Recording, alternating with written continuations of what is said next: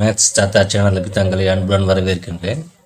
இன்றைக்கி நம்ம பார்க்க இருக்கக்கூடிய பாடப்பகுதி கணங்களும் கணமூலங்களும் அப்படின்னு சொல்கிறது. இப்போ கணம் அப்படின்னா என்ன அப்படின்னு பார்க்க போகிறோம். கணம் அப்படிங்கிறது என்ன அப்படின்னு பார்த்தோம் அப்படின்னா, ஓர் எண்ணை அதே எண்ணால் பெருக்கி மீண்டும் ஒரு முறை அதே எண்ணால் பெருக்கி கிடைப்பது கண எண். அதாவது 3 ஒரே சம எண்களின் பெருக்கற்பலனே அந்த எண்ணின் கண எண் ஆகும். அதாவது சிம்பிளாக சொல்லணும் அப்படின்னா, ஒரு நம்பரை 3 தரம் எழுதி பெருக்கினால் கிடைப்பது கண எண், 2 தரம் எழுதி பெருக்கினால் கிடைப்பது வர்க்க எண், 3 முறை எழுதி பெருக்கினால் கிடைப்பது கண எண். அதை நம்ம எப்படி குறிப்பிடுவோம் அப்படின்னா என் கியூப் அப்படின்னு சொல்லுவோம். கண எண் அப்படிங்கிறது அந்த எண்ணை என்னன்னு எடுத்துக்கிட்டோம்னா கணத்தை என் கியூப் அப்படின்னு சொல்லுவோம். இந்த எடுத்துக்காட்டாக கொடுத்துருக்காங்க. 1, 8, 27, 64, 125, 216 இவை எல்லாமே முழு கணங்கள், கண எண் ஆகும். அதாவது 8 அப்படிங்கிறது 2 × 2 × 2, 27ங்கிறது 3 × 3 × 3, 64ங்கிறது 4 × 4 × 4, 125 5 × 5 × 5. இப்போது இதில் இன்னொரு பாயிண்ட்டையும் பார்க்க போகிறோம். இந்த 3 நம்பரை பெருக்கி எழுதினால் கணம், 3 நம்பரை பெருக்கி எழுதினால் கிடைக்கக்கூடிய பெருக்கற்பலனத்துக்கு பேர் தான் என்னது அப்படின்னா கண எண் அப்படின்னு சொல்கிறது. அப்போது இந்த எண்ணினுடைய, அதாவது 27 அப்படிங்கிற இந்த எண்ணினுடைய கண மூலம் என்னன்னு பார்த்தா பெருக்க எடுத்துக்கொள்ளக்கூடிய அந்த நம்பர் தான். பெருக்க எடுத்துக்கொண்டு அந்த நம்பர் தான் என்னது அப்படின்னா கண மூலம். அப்போ 64இன் கண மூலம் என்ன அப்படின்னா 4, 125இன் கண மூலம் என்ன அப்படின்னா 5, 8இன் கண மூலம் என்ன அப்படின்னா 6. இப்போ 216 எப்படி வந்துச்சு அப்படின்னா 6 × 6 × 6. அப்போ 216இன் கண மூலம் 6, 6இன் கணம் 216, 216இன் கண மூலம் என்னது அப்படின்னா 6. இப்போ இந்த கண எண்களினுடைய பண்புகள் அப்படின்னு அடுத்து பார்க்க போகிறோம். இதில் சில விஷயங்கள் கரெக்டாக ஞாபகத்து வச்சுக்கணும். மிகை எண்ணாக இருந்தால் மிகை கிடைக்கும், குறை எண்ணாக இருந்தால் குறையன். கணம் கண எண்களில் மட்டும் இந்த பாயிண்ட் கரெக்டாக இருக்குது. மிகை எண்ணாக இருந்தால் மிகையன், குறை எண்ணாக இருந்தால் குறையன், இரட்டைப்படை எண்ணுன்னா இரட்டைப்படை எண், ஒற்றைப்படை எண்ணாக இருந்தால் ஒற்றைப்படை எண் தான். 0, 1, 4, 5, 6, 9 இருந்துச்சு அப்படின்னா நமக்கு கிடைக்கக்கூடிய கண எண்ணும் அதே தான். 0, 1, 4, 5, 6, 9. 2 அல்லது 8 முடிந்தால் நம்பர் மாறிது. 2ல் இருந்தால் 8ல் முடியும், 8ல் இருந்தால் 2ல் இருக்கும். அதாவது இந்த 8, 2 அப்படிங்கிறது 1ஆம் இட இலக்கம். அதுக்கடுத்து 3 அல்லது 7ல் இருந்துச்சு முடிஞ்சதுன்னா, அதாவது 1ஆம் இட இலக்கம் 3 அல்லது 7ஆக இருந்தால் கண எண்ணினுடைய 1ஆம் இட இலக்கம் 3ஆக இருந்தால் 7ஆக இருக்கும், 7ஆக இருந்தால் 3ஆக இருக்கும். இது ஒரு ஃபார்முலா. அது முதல் எண் இயல் எண்களுடைய கணங்களின் கூடுதலானது முதல் எண் இயல் எண்களுடைய கூடுதலின் வர்க்கத்திற்கு சமம். அதாவது கண எண்களின் கூடுதலானது அந்த எண்ணின்களை கூட்டி அதை வர்க்கப்படுத்தினால் ரெண்டுமே எப்படி இருக்கும் அப்படின்னா சமமாக இருக்குன்னு சொல்கிறது. இது இப்போதைக்கு அடுத்து பின்னாடி போக போக ஃபார்முலா இருக்கும். மேற்கொண்டு இதை நம்ம எங்கே படிச்சுக்கலாம் அப்படின்னா 10th படிப்போம் அதை பற்றி. அடுத்து கண மூலம், அதுக்கடுத்து கண மூலம் அப்படிங்கிறது இப்போ தான் நம்ம சொன்னோம். கண மூலம் அப்படிங்கிறது என்னென்னு, அதனுடைய குறியீடு இது கணமூலம், எக்ஸின் கணமூலம். இது எக்ஸின் கணமூலம் அப்படின்னு சொல்கிறது. வெறுமனே ரூட் மட்டும் போட்டு எழுதுறோன்னு வச்சுக்குவோமே. இப்போ ரூட் 5 அப்படின்னா 5இன் வர்க்கமூலம், 5இன் வர்க்கமூலம். அதாவது இந்த உள்ளே வரக்கூடிய இந்த நம்பர் மூல அடிமானம் அப்படின்னு சொல்கிறது. இது மூல அடையாள குறி. இப்போ இங்கே வர்றது தான் வரிசை அப்படின்றது. இங்கே வெறும் ரூட் மட்டும் இருந்ததுன்னா இங்கே என்ன இருக்குன்னு அர்த்தம்னா 2 இருக்கிறதாக அர்த்தம். அதுதான் மூல வர்க்க மூலம் அப்படின்னு சொல்கிறது. இங்கே 3 இருக்கிறதுனால என்ன சொல்கிறோம் அப்படின்னா கணமூலம் அப்படின்னு சொல்கிறோம். இதை அடுக்குக்குறி வடிவத்தில் எழுதும்போது எக்ஸின் அடுக்கு 1/3ன்னு எழுதலாம். இது அடுக்குக்குறி வடிவத்தில், அதாவது வர்க்க மூலம் அப்படின்னு சொல்லும்போது இது அடுக்குக்குறி வடிவத்தில் எக்ஸின் அடுக்கு 1/2ன்னு எழுதலாம். இதை அடுத்து அடுக்கு விதிகள் அப்படின்னு படிக்கும்பொழுது இதை பற்றி படிப்போம் நம்ம. அப்போ இது கணமூலம் அப்படிங்கிறத எக்ஸின் அடுக்கு 1/3 அல்லது எக்ஸின் கணமூலம் அப்படின்னு இதை வாசிக்கணும். அடுத்து இருக்கிற எடுத்துக்காட்டுகளை கொஞ்சம் வேகமாக நான் சொல்லிட்டு போயிடுறேன். 400 என்பது முழு கண எண் ஆகுமா? அதே தான் பகா காட்டிப்படுத்துகிறோம். இப்போ வர்க்க எண் அப்படின்னா நம்ம என்ன வரணும்னு சொன்னோம்னா 2 வரணும்னு சொன்னோம். கணம் அப்படின்னா ஒரு நம்பர் 3 தரம் வரணும். இங்கே 2 வந்துருச்சு. அதுக்கப்புறம் ஒரு 2 தான் வந்திருக்கு, 2 5 வந்திருக்கு. இந்த நம்பர் 3 தடவை வரணும். இந்த நம்பரும் நமக்கு எத்தனை முறை வரணும் அப்படின்னா 3 முறை. அப்படி வந்தால் மட்டும்தான் அது என்ன எண்ணாகும்னா கண எண்ணாகும். அப்போ 400ங்கிறது கன எண் அல்ல. அடுத்து 675உடன் எந்த மிகச்சிறிய எண்ணாய் பெருக்கினால் அது முழு கன எண்ணாய் பெறலாம் அப்படின்னு கேட்டிருக்காங்க. இப்போ முதல்ல 675 பகா காரணிப்படுத்துகிறோம். 675 பகா காரணிப்படுத்துகிறோம். அப்போ எத்தனை 3 வந்துருச்சு? 3 வந்துருச்சு. ஓகே. ஆனால் 2 5 தான் வந்திருக்கு. நமக்கு எத்தனை 5 வரணும்? 3 5 வரணும். அப்போ இன்னொரு 5ஆக தான் நமக்கு வேணும். அப்போ என்ன பண்ணணும் அப்படின்னா, எந்த மிகச்சிறிய எண்ணால் பெருக்கினால் அப்படின்னா, நம்ம இனி ஒரு நம்பர் எது நமக்கு வேணும் அப்படின்னா 5 தான் வேணும். அப்போது 675 5ஆல் பெருக்கினால் நமக்கு என்ன கிடைக்கும் அப்படின்னா முழு கன எண் கிடைக்கும். இந்த போட்டிருக்காங்க. அடுத்து பாருங்க, இருபுறமும் 5ஆல் பெருக்கு அப்படின்னு போட்டு அது எப்படி வந்துச்சு அப்படின்னு கொடுத்துருக்காங்க. அப்போ எந்த எண்ணால் பெருக்க போகிறோங்கிறத மட்டும் நம்ம எழுதினால் போதும். அதுக்கடுத்து பகா காரணிப்படுத்துதல் மூலம் ஒரு எண்ணின் கனமூலம் காணல். இப்போ நம்ம ஏற்கனவே படிச்சிருக்கோம் பகா காரணிப்படுத்துக அப்படிங்கிறதுக்கு. இப்போ கரெக்டாக ஞாபகத்தில் வச்சுக்கணும். கனமூலம் அப்படின்னு சொன்னால் பகா காரணிப்படுத்துகிறோம். அப்படி படுத்தும் பொழுது ஒவ்வொரு நம்பரும் எத்தனை முறை வர வேண்டும்? 3 முறை வர வேண்டும். ஒரே நம்பர் 3 தடவை வரணும். அதில் கனமூலம் எழுதுறதுக்கு ஒரு நம்பரை மட்டும் எடுத்து எழுதி பெருக்கி எழுதணும். இது மாதிரி தான் எடுத்துக்காட்டு கொடுத்துருக்காங்க.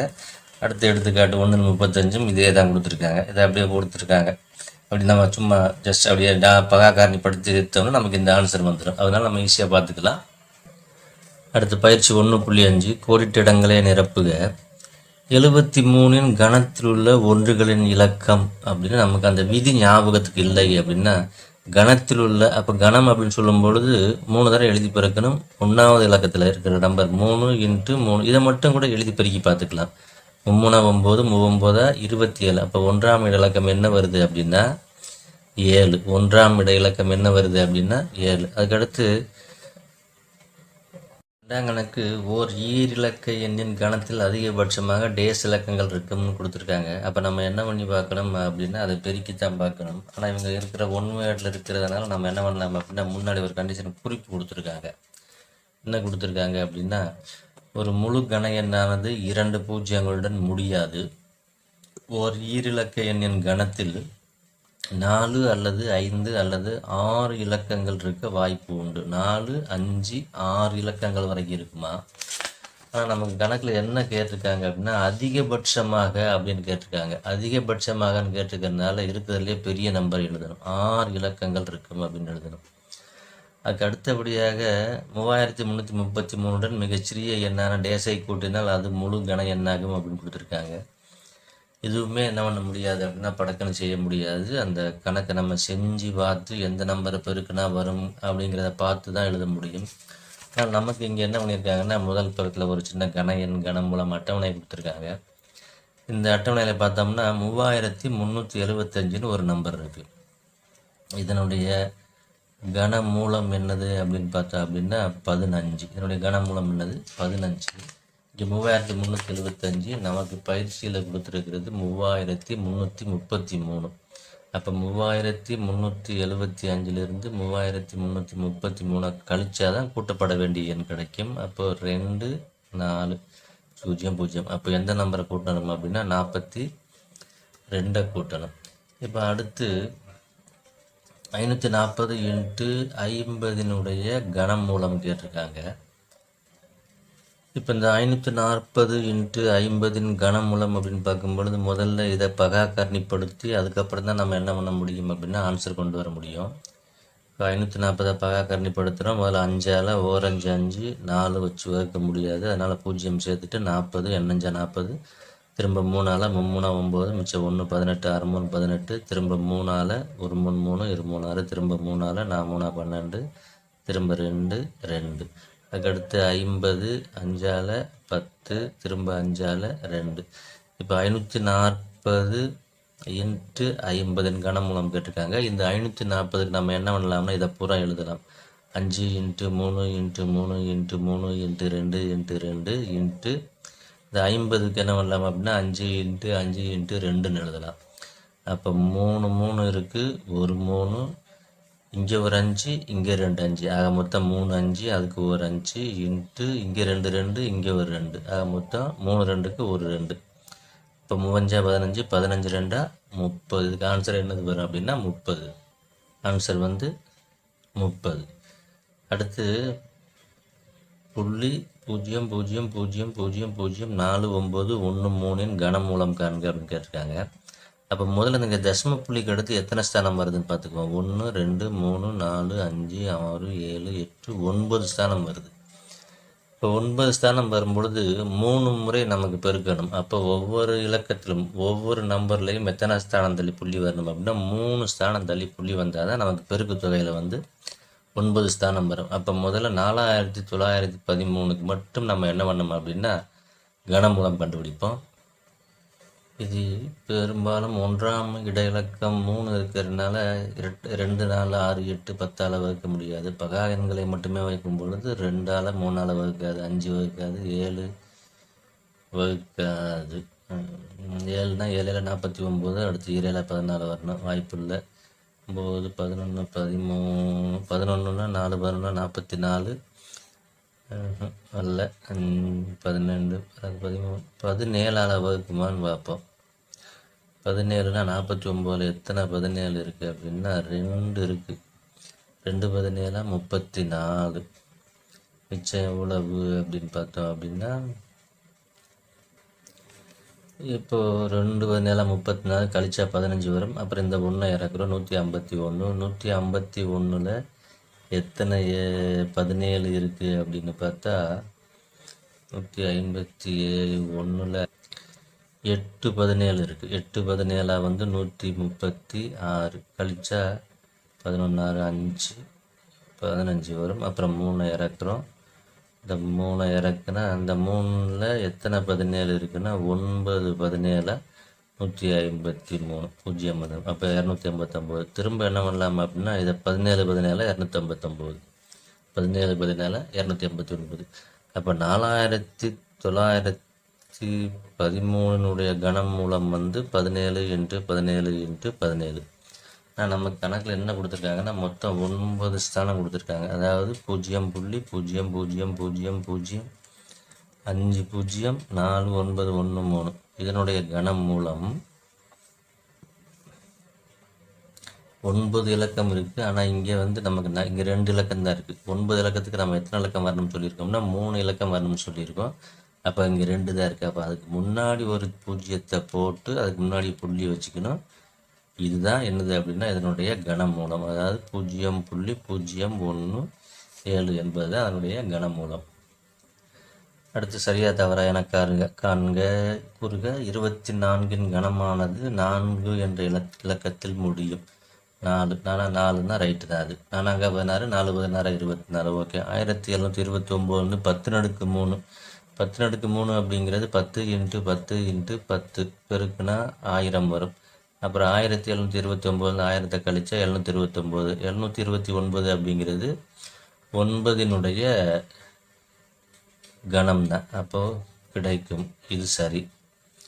அதுக்கடுத்து 0.0012 கனமானது இங்கே 4 ஸ்தானம் இருக்குது. அப்போ இங்கே கண்டிப்பாக தசம புள்ளிக்கு அடுத்து எத்தனை இலக்கம் வரணும்னா 4 8 12 இலக்கம் வரணும். 2 4 6 8 9 இலக்கம் தான் இருக்குது. அப்போ இது தவறு. அதுக்கடுத்து 79570 என்ற கன எண்ணானது ஒரு முழு கன எண் அல்ல அப்படின்னு கொடுத்துருக்காங்க. அப்போ இதை நம்ம என்ன பண்ணோம் அப்படின்னா பகாக்கரணிப்படுத்தி பார்த்துட்டு தான் கன எண்ணா இல்லையான்னு சொல்ல முடியும். இதுக்குமே நம்ம பகாக்கரணிப்படுத்தி தான் என்ன பண்ண முடியும் அப்படின்னா கனமூலம் 63 அப்படிங்கிறத ப்ரூவ் பண்ணணும். இல்லைன்னா இந்த 63 3 தடவை எழுதி கூட நம்ம என்ன பண்ணலாம் அப்படின்னா செஞ்சிடலாம். இதை கண்டிப்பாக இதுக்கு வந்து நம்ம என்ன பண்ணணும் அப்படின்னா பகாக்கரணிப்படுத்தணும். இப்போ 1ஆம் இட இலக்கம் 0ல் இருக்குதுன்னா அது 5ஆல் வகுக்கலாம். 1 5 5 மிச்சம் 2 29 5 25 மிச்சம் 4 45 95 45 1 5 5 4 5 20. திரும்ப இதை 2ஆல் வகுக்கலாம். 7 2 14 மிச்சம் 1 19 9 2 18 மிச்சம் 1 11 I 2 10 மிச்சம் 1 7. 570 என்ற எண்ணானது ஒரு முழு கன எண் அல்ல. நான் முடிஞ்ச வரைக்கும் ட்ரை பண்ணி பார்த்தோம், வரல. அதுக்கடுத்து 2,50,047 கனம் மூலம் 63 கொடுத்துருக்காங்க. நமக்கு சந்தேகம் இருந்தால் டக்குன்னு இந்த 63 3 தடவை எழுதி பெருக்கிடுவோம். முதல்ல 63ஐயும் 63ஐயும் பெருக்குவோம். 3 9 3 18 6 3 18 8 மிச்சம் 1 36 1 37 9 8 8 16 மிச்சம் 1 7 1 8 1 9 3 திரும்ப ஒரு 63ஆல் 9 27 சரி 2 3 18க்கு 8 9 27 2 3 18 2 20 மிச்சம் 2 9 27 2 29 மீதி 2 3 9 2 11 69 54 5 6 36 5 41 4 69 54 4 58 மிச்சம் 5 63 18 5 23. இப்போ இதை கூட்டினோம்னா 7. நான் அப்படியே மேலே கூட்டி எழுதுகிறேன். 4 10 சேர் மிச்சம் 1 9 10 சேர் மிச்சம் 1 4 1 5 2. அப்போ கன எண் கரெக்ட் இது. அதுக்கு அடுத்த கணக்கு 1944 ஒரு முழு கன எண் அல்ல என நிரூபிக்க. இப்போ 1944 பகாக்கரணிப்படுத்த போகிறோம். 1ஆம் இலக்கம் 2 4 முடியலாம் 2ஆல் வகுக்கலாம். அப்போ 9 2 18 மிச்சம் 1 14 7 2 14 2 4 திரும்ப 2ஆல் 4 2 8 மிச்சம் 1 17 2 2 16 6 2 12 திரும்ப 2ஆல் 2 4 3 திரும்ப இதை 3ஆல் 3 24 1 3 3 திரும்ப 3ஆல் 2 3 6 7 3 21 திரும்ப 3ஆல் 9 திரும்ப 3ஆல் 3. இப்போ 1944 நம்ம எப்படி எழுதலாம் அப்படின்னா 2 × 2 × 2 3 × 3 × 3 × 3 × 3. இந்த மாதிரி எழுதுறதுக்கு பேர் இந்த 3 நம்பர் மூன்றன் தொகுதி அப்படின்னு சொல்லுவோம். இந்த 3 எண்ணுக்கு என்ன சொல்லுவோம் அப்படின்னா மூன்றன் தொகுதி. அடுத்து ஒரு மூன்றன் தொகுதி வருது. அடுத்து நமக்கு என்ன வரலன்னா ஒரு மூன்றன் தொகுதி வரல. அப்போ இது 1944 கன எண் அல்ல. நமக்கு எல்லாமே கன எண் அப்படின்னா மூன்றன் தொகுதி வரணும். அதான் கன எண் அப்படின்னு சொல்ல முடியும். இல்லைன்னா நம்ம என்ன சொல்ல முடியாது அப்படின்னா மூன்றன் தொகுதி வராததுனால அது என்ன பண்ணலாம்னா கன எண் அல்ல அப்படின்னு சொல்லிடுறோம். இப்போ அடுத்து 4ஆம் கணக்கு 10,985 எந்த 4ஆம் கணக்கு 10,985 எந்த மிகச்சிறிய எண்ணால் வகுக்க ஈவு ஆனது ஒரு முழு கன எண்ணாகும் என காண்க அப்படின்னு கேட்டிருக்கு. இப்போ முதல்ல இது பகாக்காரணிப்படுத்தல். 1ஆம் இலக்கம் 5ல் முடிகிறதுனால இது கண்டிப்பாக எதால் வகுப்படும் அப்படின்னா 5ஆல் வகுப்படும். அப்போ 2 10 அதுக்கப்புறம் 9ல் 5 ஒரு முறை அடங்கும். 4 5 5 4 48 9 5 45 மிச்சம் 3 35 7 5 55. இது எந்த எண்ணால் வகுப்படும் அப்படின்னு பார்த்தோம் அப்படின்னா 13ஆல் தான் வகுப்படும். இது எந்த எண்ணால் வகுப்படும் அப்படின்னா 13ஆல் தான் வகுப்படும். இப்போ 21ல் ஒரு 13 13 மிச்சம் எத்தனை இருக்குது அப்படின்னா 13னா 8 89 89ல் எத்தனை 13 இருக்குது அப்படின்னு பார்த்தா அப்படின்னா 6 13 78 6 13 78. அப்புறம் மிச்சம் எவ்வளவு இருக்குது அப்படின்னா 6 13 78 கழிச்சா நமக்கு என்ன வருது அப்படின்னா 11. அடுத்து ஒரு 7 இருக்குது. 7 இறக்கணும் அப்படின்னா 117. 117 எத்தனை 13 இருக்குன்னா 9 13 117 0. திரும்ப 169 பகாக்கரணிப்படுத்தினோம்னா 13 13 169. அப்போ 10,985 நம்ம எப்படி எழுதலாம் அப்படின்னா 13 × 13 × 13 × 5ன்னு எழுதலாம். நமக்கு கன எண் அப்படின்னு சொன்னால் எந்த எண்ணால் வகுக்க நமக்கு முழு கணமாகும் அப்படின்னு தான் கேட்டிருக்காங்க. எந்த சிறிய எண்ணால் வகுக்க அப்படின்னு ஈவானது முழு கன எண்ணாகும் அப்படின்னு. அப்போது நமக்கு முழு கன எண் அப்படின்னா இது நமக்கு எப்படி வரணும் அப்படின்னு சொன்னால் மூன்றன் தொகுதியாக வரணும். ஆனால் இங்கே நமக்கு என்ன நம்பர் வந்திருக்குன்னா ஒரே ஒரு நம்பர் 5 மட்டும் தனியாக வந்திருக்கு. அப்போ எந்த நம்பரால் வகுக்கணும் அப்படின்னு சொன்னால் 5ஆல் நம்ம என்ன பண்ணணும் அப்படின்னா வகுக்கணும். 5ஆல் வகுத்தோம்னா வரக்கூடிய ஈவு நமக்கு என்ன எண்ணாகும் அப்படின்னா முழு கன எண்ணாகும். 5ஆல் வகுத்தால் நமக்கு என்ன ஈவு வரும் அப்படின்னா இந்த 2197ங்கிற இந்த நம்பர் நமக்கு ஈவாக வரும். இது நமக்கு என்ன எண்ணாக வரும் அப்படின்னா முழு கன எண்ணாக வரும். அதாவது 13 × 13 × 13 அப்படின்னு வரும். அப்போ முதல்ல 200 என்ன பண்ணுவோம் அப்படின்னா பகாக்கரணிப்படுத்துவோம். 0ல் முடிகிறதுனால இதை என்ன பண்ணலாம் அப்படின்னா 2ஆல் 100 2 200, திரும்ப 2ஆல் 50, திரும்ப 2ஆல் 25, திரும்ப இது 5ஆல் இது 5. அப்போ 200 எப்படி எழுதலாம் அப்படின்னா 2 × 2 × 2 × 5 × 5ன்னு எழுதலாம். 3ஆம் தொகுதி கிடச்சிருச்சு 2ல். ஆனால் 5 வந்து என்ன வருது அப்படின்னா 2 5 தான் வருது. ஆனால் நமக்கு எத்தனை 5 வரணும் அப்படின்னா 3 5 வரணும். அப்போ பெருக்க வேண்டிய மிகச்சிறிய எண் வந்து பெருக்க வேண்டிய மிகச்சிறிய எண் வந்து என்னது அப்படின்னா இன்னொரு 5 தான் நமக்கு வேணும். அப்போ 5 வச்சு தான் நம்ம என்ன பண்ண வரும் அப்படின்னா பெருக்கினால் அது முழு கன எண்ணாக கிடைக்கும். அது அடுத்து 6ஆம் கணக்கு 24 × 36 × 80 × 25 கன மூலம் காண்க அப்படின்னு கேட்டிருக்காங்க. இப்போ முதல்ல என்ன பண்ண போகிறோம்னா தனித்தனியாக எல்லா நம்பருக்கும் பகாக்காரணி கண்டுபிடிக்கிறோம். முதல்ல வந்து 24 பகாக்காரணி படுத்தினா 3ஆல் 3 24, திரும்ப 2ஆல் 4 2 8, திரும்ப 2 2. அதுக்கடுத்து 36 பகாக்காரணி படுத்தினா 3 12, திரும்ப 3 4 2 2. அதுக்கடுத்து 80 2 40, திரும்ப 2னா 20, திரும்ப 2னா 10, திரும்ப 2னா 5. அதுக்கடுத்து 25 5 5. இப்போ நம்ம இந்த எண்களினுடைய கணம் மூலம் தான் கேட்டிருக்காங்க.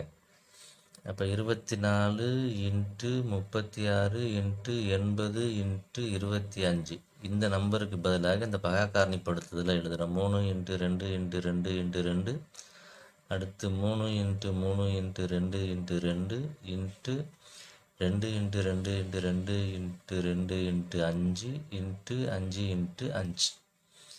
இப்போது இந்த 3 2க்கு ஒரு 2 இன்ட்டு இந்த 2 3 இங்கே ஒரு 3 இருக்குது. ஆக மொத்தம் 3 3 ஒரு 3. அடுத்து இங்கே 2 இங்கே ஒரு 2 3 2, அடுத்து ஒரு 2 இன்ட்டு அடுத்த ஒரு 3 2க்கு ஒரு 2, அடுத்த ஒரு 3 5க்கு ஒரு 5. அப்போ என்ன வரும்?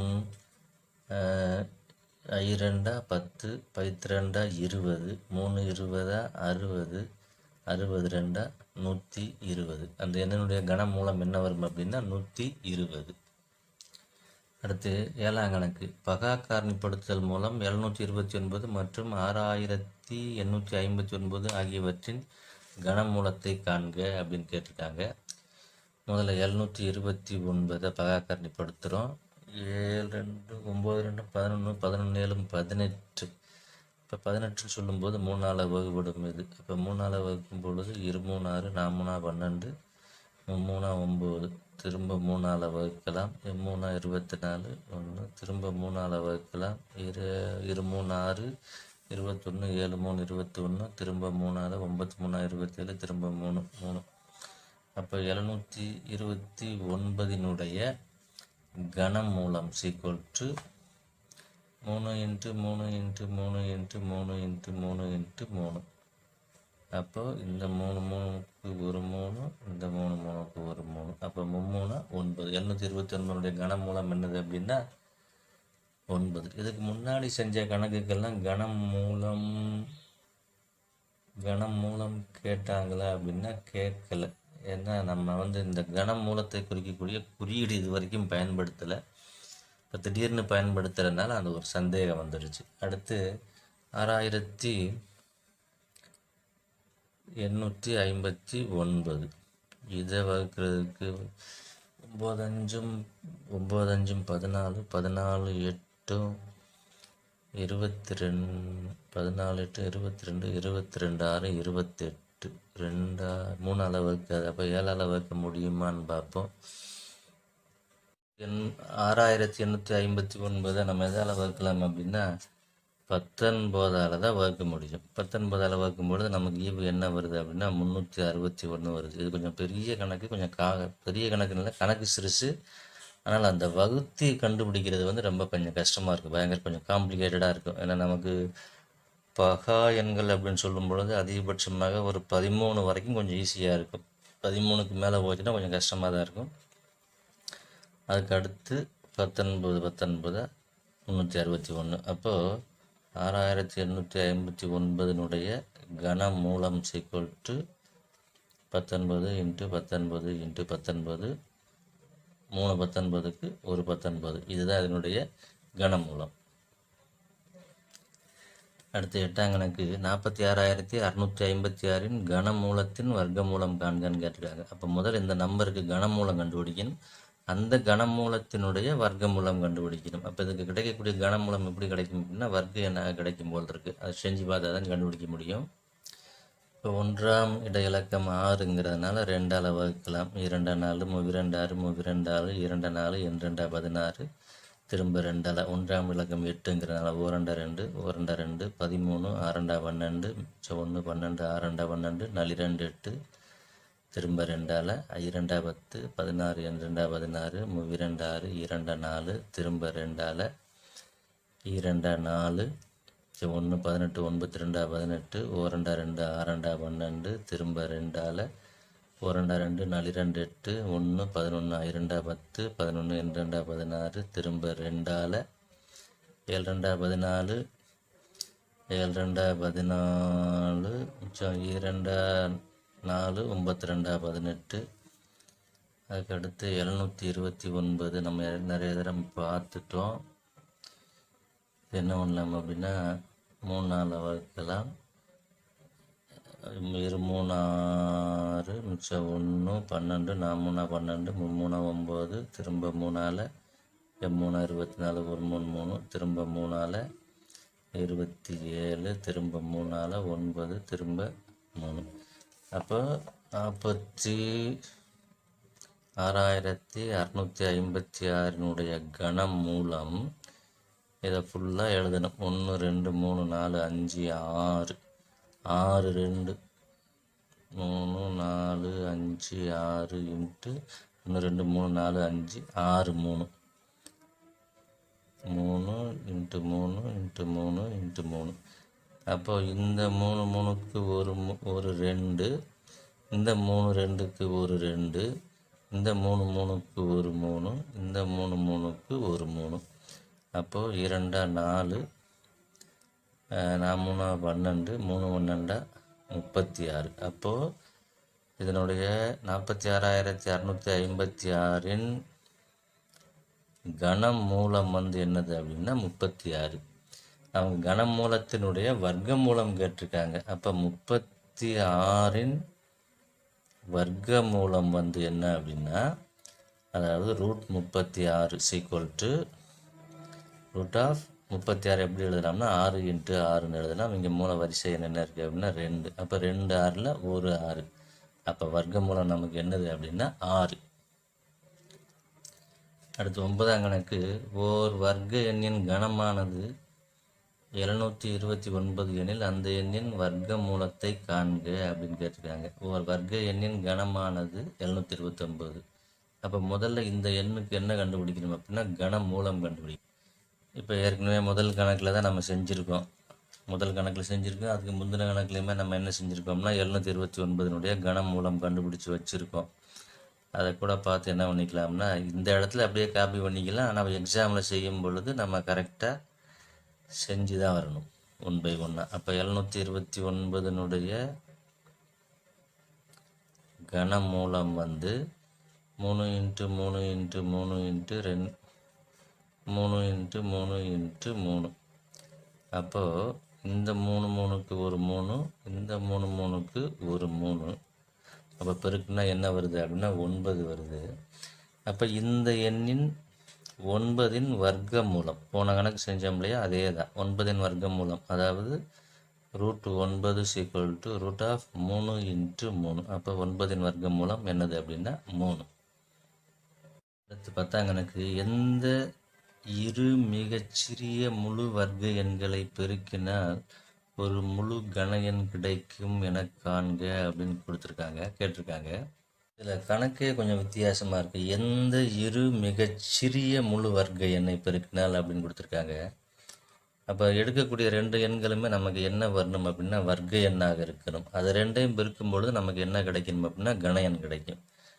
அப்போது ஆக மொத்தம் 2 இரு வர்க்க எண் சொல்லும் பொழுது இப்போ ஒன்றும் கிடையாது. 2 வர்க்கம்னா 2 இன்ட்டு இதனுடைய வர்க்கம் என்னது அப்படின்னா 4ன்னு எடுக்கலாம். ஆனால் 2ங்கிறது நமக்கு என்ன எண் இல்லைன்னா வர்க்க எண் கிடையாது. நமக்கு எடுக்கக்கூடிய இந்த 2 நம்பருமே வர்க்க எண்ணாக இருக்கணும். அப்போ 3 இன்ட்டு 3னுடைய வர்க்கம் வந்து 9. இதை நம்ம என்ன பண்ண முடியாதுன்னா எடுக்க முடியாது. ஏன் எடுக்க முடியாதுன்னா 3ங்கிறது வர்க்கம் இல்லை. அப்போ இதுவும் வராது, இதுவும் வராது. அடுத்து 4 எடுப்போம். 4 அப்படிங்கிறது ஒரு வர்க்க எண். 4னுடைய வர்க்கம் என்ன அப்படின்னா 16. இப்போ இந்த 4 அப்படிங்கிற நம்பர் எதனுடைய வர்க்கம்னா 2னுடைய வர்க்கம். இந்த 16 அப்படிங்கிறது என்னது அப்படின்னா 4னுடைய வர்க்கம். அப்போ இந்த 2 நம்பர் இப்போ நமக்கு கரெக்டாக வருது. 4 16. இப்போ இதை பெருக்கினால் நமக்கு என்ன வருது அப்படின்னா 4 16 64. இப்போ 64 அப்படின்னு சொல்கிறது கணம் என்ன அப்படின்னு பார்த்தா 64 2ஆல் வச்சோம்னா 2 2 திரும்ப 2ஆல் 16 திரும்ப 2ஆல் 8 திரும்ப 2ஆல் 4 திரும்ப 2 2.